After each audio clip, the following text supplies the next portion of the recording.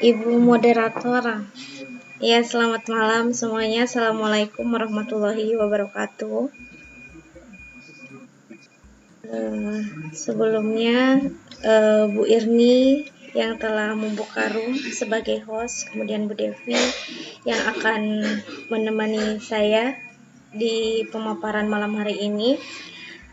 Ibu Bapak semuanya, saya Ajeng Astri Utami dari SMK Negeri 4 Kota Bogor.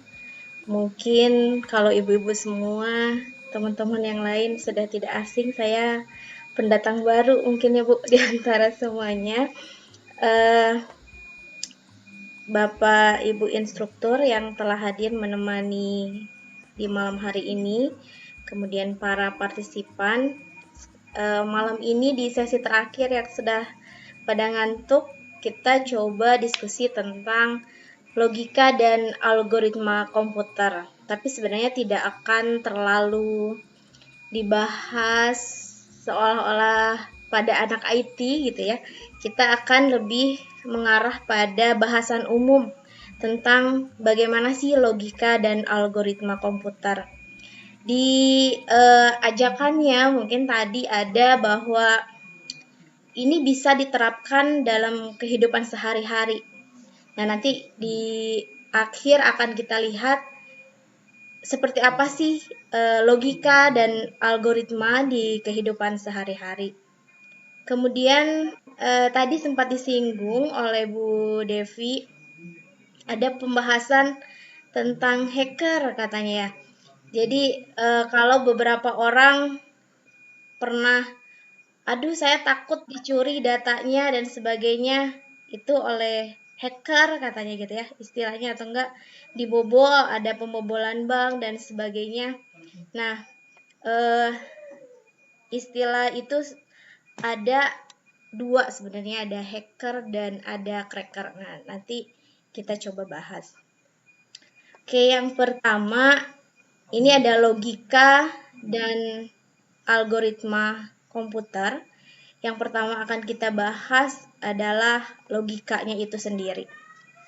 Nah, logika dan algoritma karena mereka berkaitan di antara keduanya. Jadi ketika ada algoritma, maka sangat erat kaitannya dengan kata logika. Maka yang pertama akan kita bahas adalah tentang apa sih itu logika, begitu ya. Nah, di sini ada seorang anak yang sedang berpikir, kemudian dipadukan dengan gambaran akal. Jadi, logika itu merupakan suatu kemampuan seorang manusia untuk berpikir dengan akal tentang suatu permasalahan yang kemudian menghasilkan sebuah kebenaran yang tentunya kembali lagi dapat dibuktikan dan diterima oleh akal.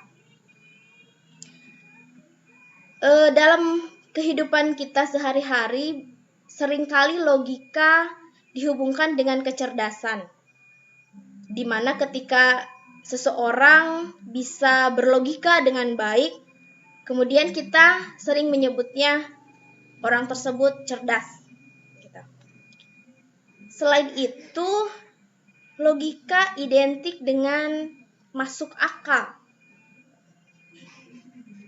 Masuk akal dan penalaran.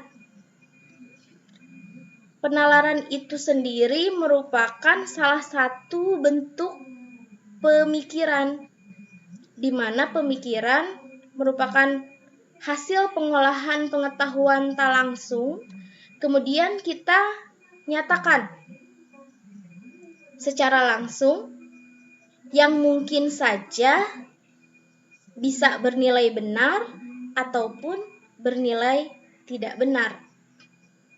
Nah, nanti itu yang akan mengarah pada sesuai tidak dengan akal, dapat diterima lagi tidak oleh akal, begitu. Sehingga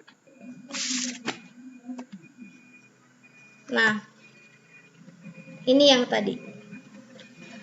Logika kemampuan berpikir kemudian menghasilkan kebenaran, sering dikaitkan dengan pribadi yang cerdas, kemudian logika itu sendiri, masuk akal, dan penalaran. Kalau dari segi bahasa, logika berasal dari bahasa Yunani, yaitu logos. Nah, dari beberapa pernyataan ini, kita bisa menarik kesimpulan bahwa definisi dari logika adalah ilmu yang memberikan prinsip-prinsip yang harus diikuti agar dapat berpikir valid menurut aturan yang berlaku, sehingga bisa diukur kebenarannya, masuk akal, masuk ke dalam penalaran. Jadi, sekali lagi, yang kita bergaris bawahi di dalam logika ini adalah kemampuan berpikir, ya, kemampuan berpikir seseorang. Kemudian kaitannya dengan algoritma. Nah, algoritma itu kalau dilihat dari sejarahnya, kata algoritma berasal dari seorang ilmuwan Arab yang diambil dari nama belakangnya, Al-Khwarizmi. Nah, ada Al-Khwarizmi, orang barat, kemudian diplesetkan kata algoritma itu lama-kelamaan menjadi algoritm. Nah, diadopsi lagi oleh orang Indonesia jadi algoritma. Begitu. Kemudian ada banyak pengertian. Ada banyak pengertian tentang apa sih algoritma. Tapi mungkin saya akan mengambil salah satu dari Rinaldi Munir, di mana algoritma merupakan urutan langkah-langkah logis yang disusun secara sistematis untuk memecahkan masalah. Nah, ada juga yang menyatakan bahwa algoritma adalah himpunan berhingga. Jadi terhitung, ya, harus ada ujungnya kalau algoritma, harus berbatas. Jadi algoritma karena dihasilkan dari pemikiran, maka tidak ada mana yang paling bagus, mana yang terdebes. Yang paling bagus adalah algoritma yang memiliki akhir, algoritma yang lebih efektif, algoritma yang lebih efisien dibandingkan algoritma-algoritma yang lainnya. Seperti itu. Kesimpulannya, kaitan antara logika dan algoritma bisa kita tarik sebagai ilmu untuk mempelajari cara bagaimana menyelesaikan masalah secara berurutan dengan langkah-langkah logis dan sistematis, menggunakan bahasa yang logis untuk tujuan-tujuan tertentu. Begitu, untuk logika dan algoritma. Kemudian, apa sih contoh algoritma dalam kehidupan sehari-hari? Itu tadi dasar dari apa logika, kemudian apa algoritma. Sebenarnya dari logika dan algoritma yang bisa kita ambil kata kuncinya adalah untuk memecahkan masalah. Kita coba menyelesaikan masalah dengan algoritma, tapi dengan cara yang sistematis, berurutan, kemudian harus logis. Itu intinya. Nah, ini yang sering kita dapatkan di kehidupan sehari-hari. Misalkan, ini ngambil uang di ATM, berurutan. Pertama langkahnya apa saja? Itu juga termasuk ke dalam pola algoritma. Dia harus terstruktur, urutannya harus jelas. Sekarang kalau kita misalkan memasukkan kartu, bisakah melewati urutan untuk memasukkan nomor PIN? Tidak bisa, ya. Berarti mengambil uang di ATM itu melakukan konsep algoritma karena dia dilakukan harus berurutan. Kemudian misalkan kalau makan, kalau lagi lapar kita lupa ya bagaimana adab makan dan minum. Nah, kemudian salah satunya lagi kita mau nonton bioskop. Kita mau nonton bioskop itu udah lama ya, semenjak ada tamu tadi undang, semenjak ada corona ini, kita udah lama tidak mengunjungi bioskop. Pertama, kita tidak bisa masuk kalau belum punya tiket. Nah, itu juga termasuk ke dalam algoritma di dalam kehidupan sehari-hari. Kemudian ada pemusik, mengikuti not balok, ya, bagaimana nada yang harus diikuti. Itu juga termasuk konsep algoritma.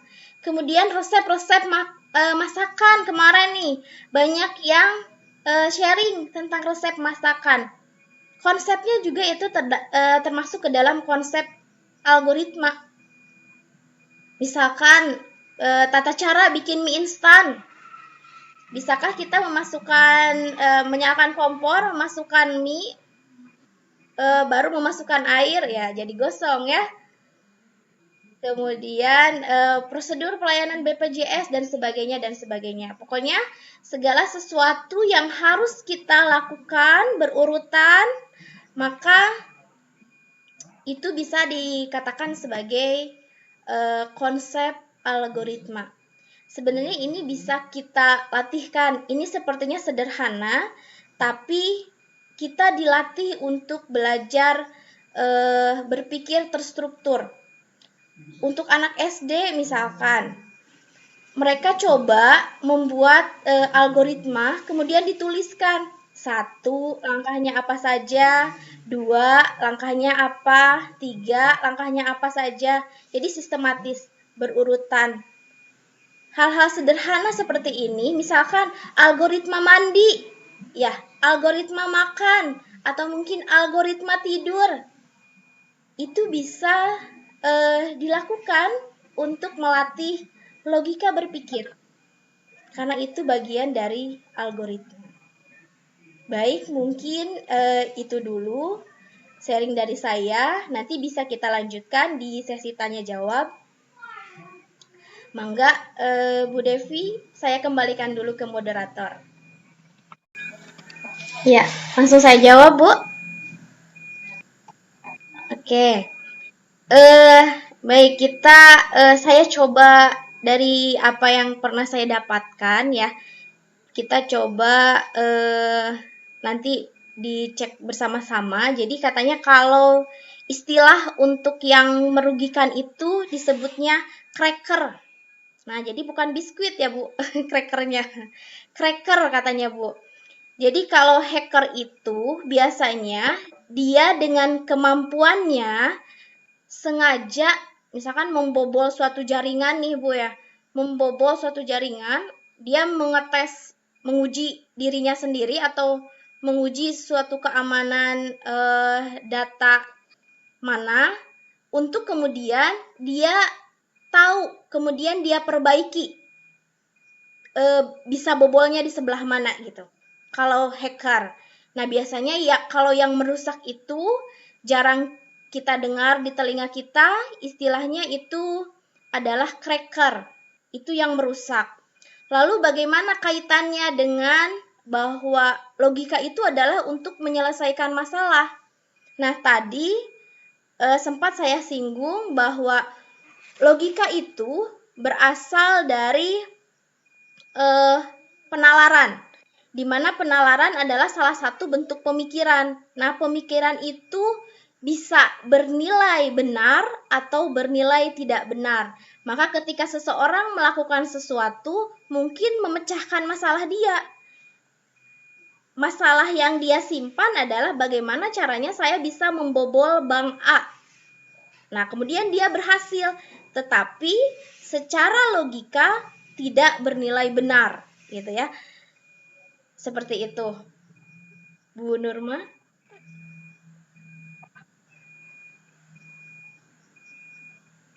Bagaimana, Bu?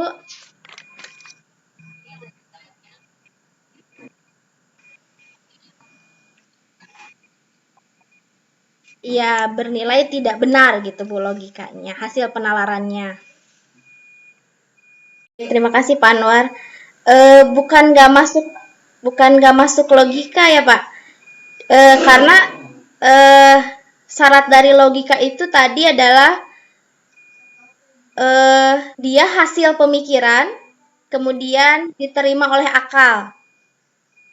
Nah, ya, ketika dia memikirkan untuk membobol bank, menurut pemikiran orang tersebut masuk akal.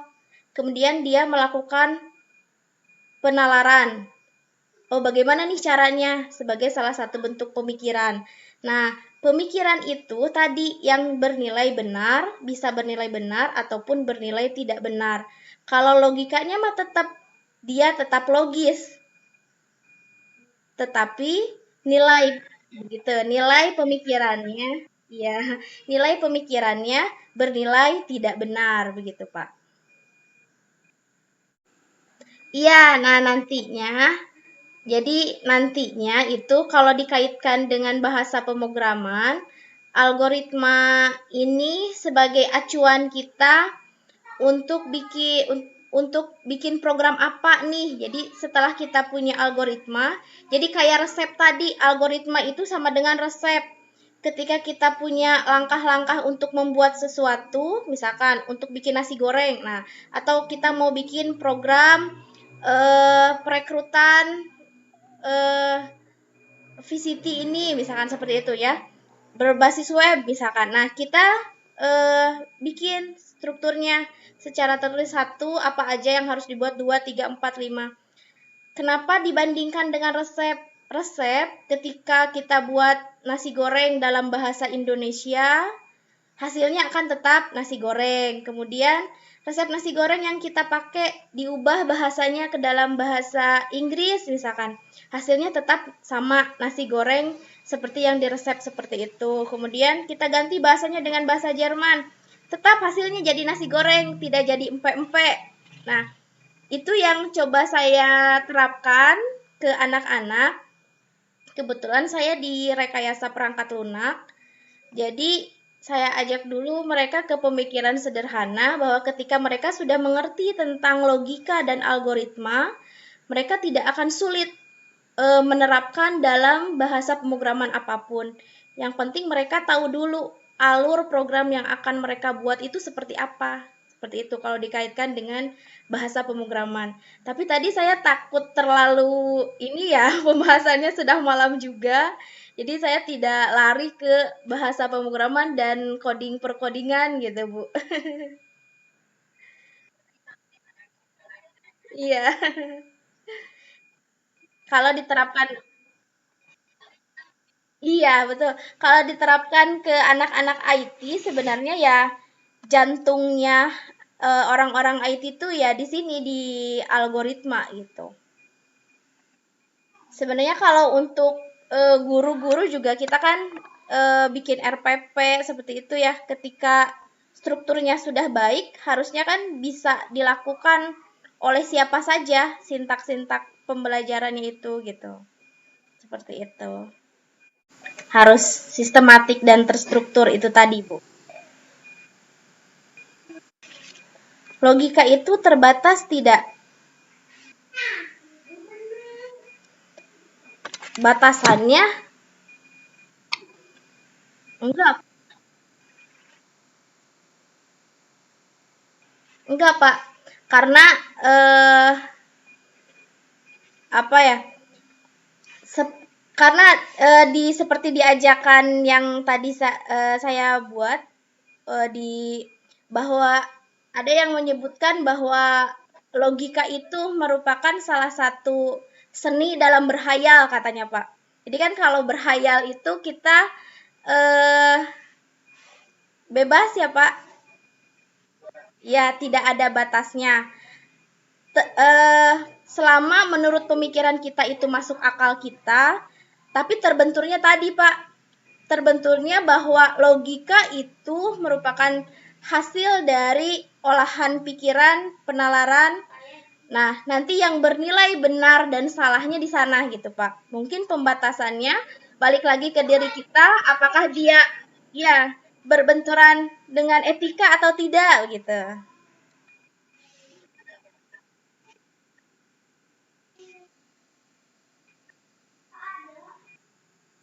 Gimana, Pak? Iya, berbenturannya dengan pemikiran mungkin. Eh, mungkin kita bisa lebih ke ini ya Pak, ke menjabarkan kembali pengertian dari apa sih akal, apa sih pemikiran, kemudian apa sih penalaran gitu. Tapi karena bahasa sehari-hari yang kita gunakan bahwa yang berkaitan dengan akal pemikiran itu adalah logika, mungkin jadi bahasa yang digunakannya adalah nggak masuk logika gitu, nggak masuk akal seperti itu. Tapi kalau secara eh, ini bahwa logika itu tidak ada batasannya sih Pak, karena ya itu tadi seni menghayal itu tadi dia ketika dikaitkan dengan algoritma dia memakai dua sisi otak kiri dengan sisi otak kanan baru dia berkolaborasi gitu ketika disandingkan dengan algoritma. Pemakaian bahasanya aja mungkin Pak itu yang membatasinya apakah dari segi pemikiran, penalaran dan sebagai istilah yang pasnya mungkin. Tapi kalau dari yang pernah saya dapatkan bahwa logika itu ya batasannya diterima atau tidak oleh yang akal itu sendiri, iya begitu.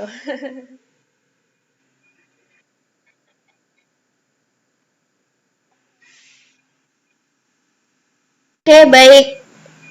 Eh kaitannya dengan logika matematika, kalau misalkan logika secara formal tadi dikaitkan dengan kondisi, kemudian dikaitkan dengan keadaan naturalnya. Kalau dikaitkan dengan logika matematika, mungkin itu lebih ke hubungan operasional ya, misalkan seperti and, or, if yang seperti itu Bu. Jadi kalau yang saya bahas di sini lebih ke logika ke utuh gitu, logika secara utuh dari katanya, secara umum pengertian dari kata logikanya seperti itu kemudian dikaitkan dengan algoritma komputer. Jadi kalau untuk logika matematika mungkin agak berbeda dengan ini ya, lebih ke sintak kalau untuk yang logika matematika. Ada notasinya. Mungkin guru matematika ada yang bisa ngebetulin. Takut salah. Yang not, or seperti itu. Yang memang dikaitkan dengan kondisi kalau itu. Kalau misalkan yang logika matematika kan, misalkan ketika saya ada di rumah atau saya ada di sekolah gitu. Pernyataan mana yang benar hubungan, misalkan hubungan or, and, seperti itu. Pernyataan dengan pernyataan nanti menghasilkan negasi dengan negasi menghasilkan kebenaran, apakah salah seperti itu. Kalau nggak salah, kalau logika matematika. Bisa Bu. Nantinya gini, misalkan logika itu kan tadi kemampuan untuk berpikir ya Bu. Nah misalkan kita mau berpikir, kemudian kita bikin algoritma untuk mencari nilai, untuk menentukan luas segi 4 misalkan. Maka pertama apa dulu? Pertama kita harus mengetahui sisinya misalkan. Kemudian tuliskan rumusnya sisi kali sisi. Kemudian seperti itu Bu. Jadi kalau dihubungkan dengan angka juga bisa. Jadi yang saya paparkan malam ini justru pola pikir gitu ya, cara berpikir di mana ini bisa dilakukan untuk memecahkan masalah apapun yang dasarnya sama. Jadi kita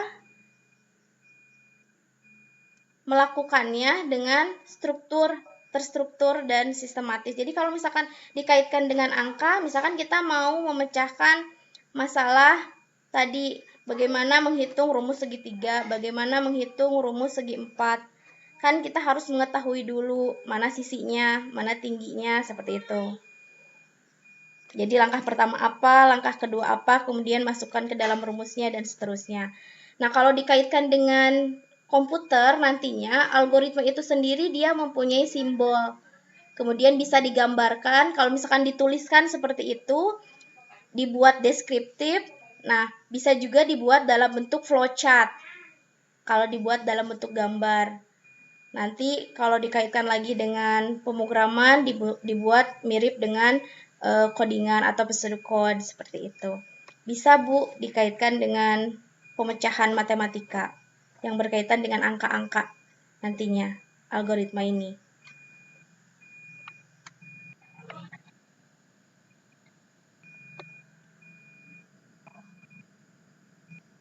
Iya, sama. Iya, iya betul Bu. Jadi yang tadi Ibu bilang mungkin yang saya tangkap gini Bu ya. Ketika Ibu akan membuat tumis oncom gitu ya, ada beberapa langkah yang dilewatkan begitu Bu. Nah, ada yang di-skip. Nah, tadi pernah saya singgung ya Bu bahwa tidak ada algoritma yang terbaik karena algoritma itu adalah hasil pemikiran murni dari tiap-tiap orang yang memikirkannya. Jadi, yang terbaik itu adalah yang efektif dan efisien. Ketika bisa memecahkan lebih efektif dan efisien, maka algoritma itu adalah algoritma yang baik untuk memecahkan masalah yang akan Ibu pecahkan, seperti itu. Jadi tidak masalah ada yang di-skip, berarti itu tidak masuk ke dalam urutan. Tidak masuk ke dalam urutan penyelesaian masalah untuk kasus Ibu. Mungkin lain halnya dengan orang yang belum tahu bagaimana bikin oseng oncom secara otomatis nih udah tahu ininya. Kalau saya baru pertama, bisa otomatis saya harus tahu dulu nih apa bahan-bahannya. Karena sudah terbiasa, untuk saya itu di-skip misalkan Bu.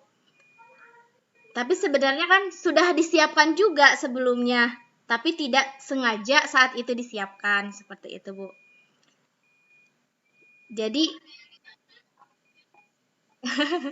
Jadi Bu, kalau saya nih dengan teman-teman di jurusan ketika mau memecahkan suatu masalah atau ketika harus ngobrak-ngabrik codingan nih Bu, pada mundur. Jadi kalau harus ngobrak-ngabrik codingan orang dengan kita bikin sendiri itu lebih mudah bikin sendiri dibandingkan harus ngelihat punya orang karena alur pemikirannya tuh beda. Mungkin saya memecahkannya ini dulu, yang lain memecahkan ini dulu. Jadi itulah yang dinamakan kenapa algoritma itu murni dari hasil pemikiran. Bisa beda-beda. Tidak ada yang terbaik. Iya, Bu, begitu.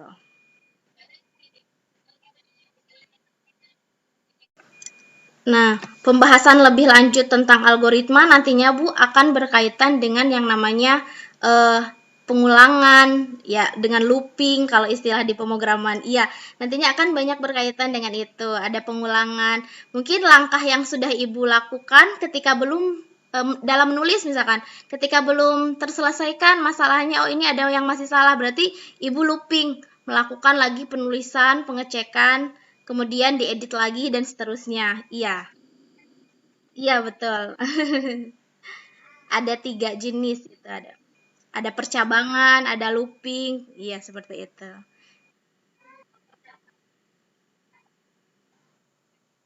Mengulang kembali proses. Berarti kan Ibu sudah menulis, tapi kemudian diperbaiki, Ibu looping, mengulang ke menulis lagi. Iya.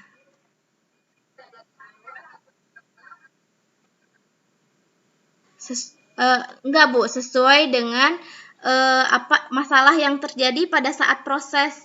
Jadi kalau misalkan bikin kue, pemroses itu pemroses itu kan misalkan mixer dan sebagainya. Nah, ketika ada yang kurang dan sebagainya dimasukkan lagi, maka pemroses akan melakukan dari yang terlewat atau dari yang harus diulangnya begitu, tidak dari awal. Ya, karena kalau misalkan dikaitkan dengan algoritma komputer, awal dan akhir itu hanya satu kali. Jadi prinsip algoritma itu ada awal, ada akhir, ada begin, ada end. Harus ada end-nya, harus ada akhirnya. Makanya ini ada himpunan berhingga. Harus terbatas. Ya, harus ada awal dan akhir. Kalau tidak akhir, dia looping terus, di situ yang ada kesalahan. Makanya kalau kita bikin PTK ya Bu, nulis tidak beres-beres, terus looping, berarti itu ada masalah. Begitu. Iya,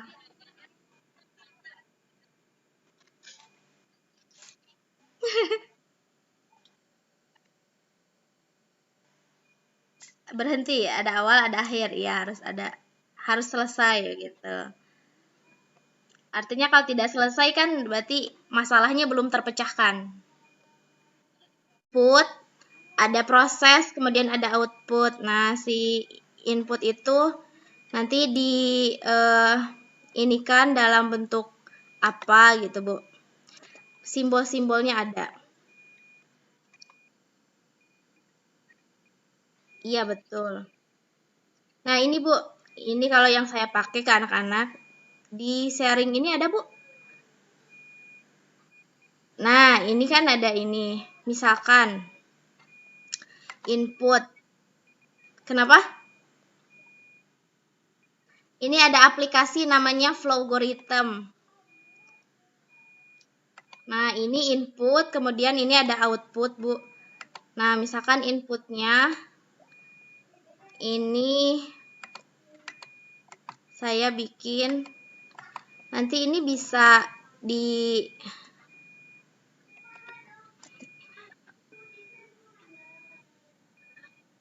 nih seperti ini misalkan, Bu.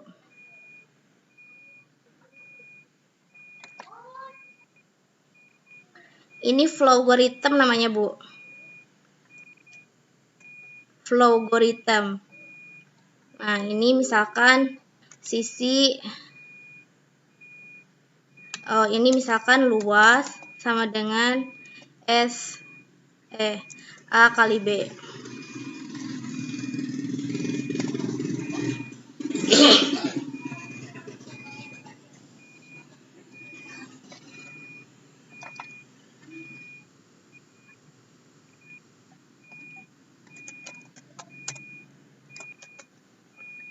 Nggak bisa, Bu, semua ini cuman contoh logika.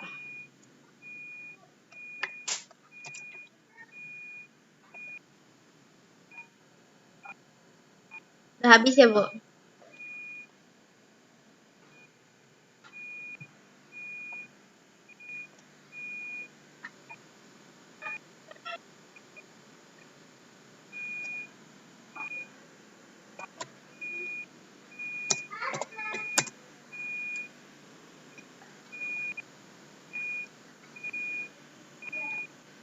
Nah, misalkan ini, Bu.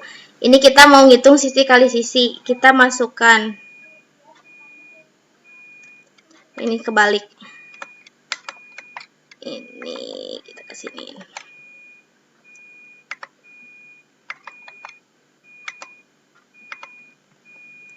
Nah, ini misalkan kalau kita baca secara ini ya, Bu. Kita punya variabel A, B, kemudian luas. Misalkan A sama B ini sisi, misalkan. Atau enggak panjang kali lebar gitu. Ini bisa diganti nanti kalimatnya. Kemudian kita run, misalkan masukkan sisi. Kita masukkan misalkan 5.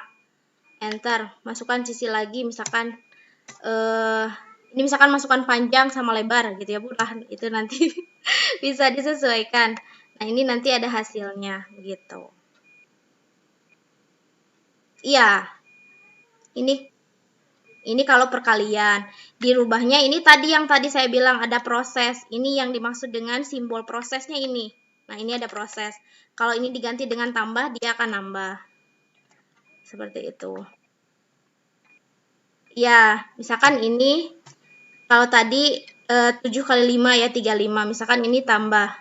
Karena tadi sudah diganti jadi 12 ini hasilnya. Karena prosesnya kita ganti jadi 12. Seperti itu.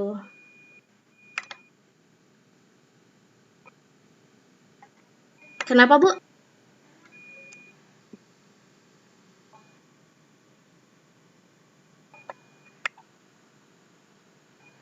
Bisa, paling kalau untuk resep mungkin kan hanya menuliskan-nuliskan. Di sini dia yang output. Nah, yang ini kalau ini dalam bahasa Java dan seterusnya. Ini sistem out print line kayak gitu. Ini bisa berbagai bahasa nih.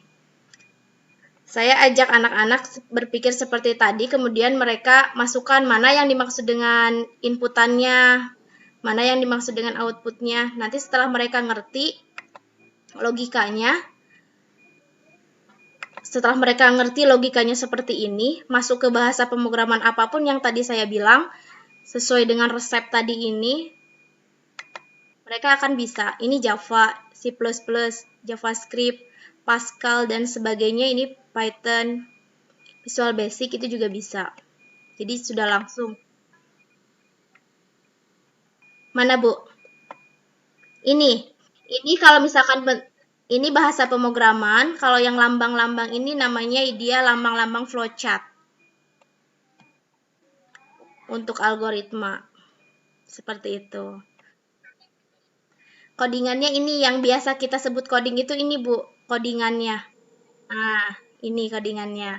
Ini kalau C++, kemudian ini kalau Java seperti ini. Seperti itu. Nah, ini kalau bahasa codingan Java-nya seperti itu. Algoritmanya ini sederhananya. Baik, seperti itu.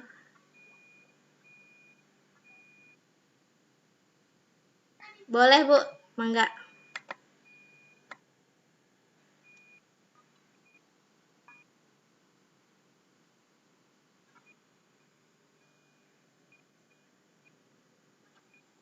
Belum, Bu. Kalau misalkan ini kan sederhana, ini kita latihan untuk ke logikanya dulu. Kalau untuk seperti itu, harus di yang sudah bagus.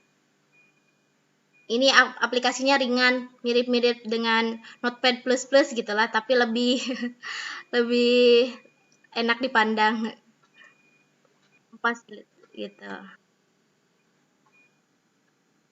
Ya, kalau untuk anak SD misalkan Bu, seperti Scratch, seperti itu kan bisa ngasah logika juga sebenarnya. Mereka bikin game sederhana, cuma narik-narik ini simbol-simbol. Seperti itu. Saya Bu, ya baik kesimpulannya dari awal sebenarnya logika dan algoritma ini bukan hanya bisa kita gunakan di bidang IT saja, tapi bisa kita bawa dalam segi kehidupan sehari-hari, tidak hanya di pendidikan tingkat atas saja, logika dan algoritma, karena itu merupakan kemampuan untuk berpikir logis, bisa kita terapkan dari mulai tingkat yang dasar. Karena akan sangat berguna dalam kehidupan sehari-hari. Paling itu saja, Bu, dari saya. Terima kasih untuk semua partisipan, para instruktur, host, dan moderator. Saya kembalikan ke moderator. Silakan. Assalamualaikum warahmatullahi wabarakatuh.